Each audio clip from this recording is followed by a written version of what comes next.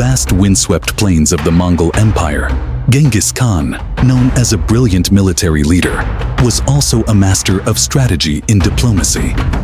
Among his many methods to extend his power and secure his legacy, none was more personal or effective than his use of daughter diplomacy. In the heart of his grand tent, filled with the scent of leather and fur, Genghis Khan sat with his advisors.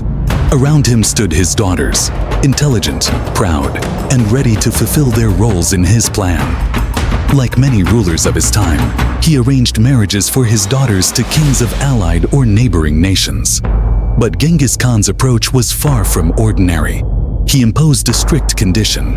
These kings had to dismiss all their other wives before marrying his daughters.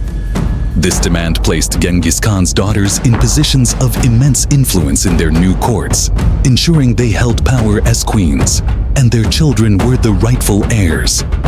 Once married, the new sons-in-law barely had time to settle into their royal roles before Genghis Khan called upon them to serve in his military campaigns.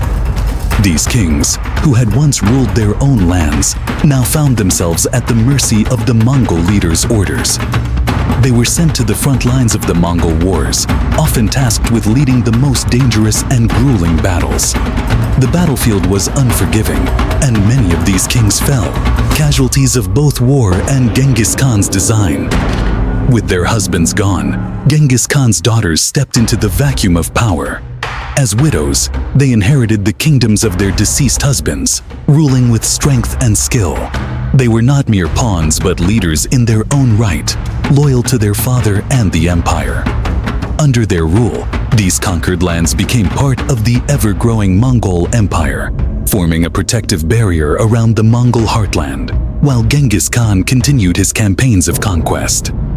Genghis Khan's strategy was as effective as it was ruthless. His daughters, placed in positions of power, ensured the stability and expansion of the empire long after their husbands had perished in battle. Their rule allowed Genghis Khan to focus on expanding his conquests, knowing the Mongol homeland was secure, shielded by a network of loyal and powerful queens. In this way, the legendary Khan's success was not just forged by his skill on the battlefield, but also by the calculated strategic marriages of his daughters, whose influence helped shape the vast Mongol Empire.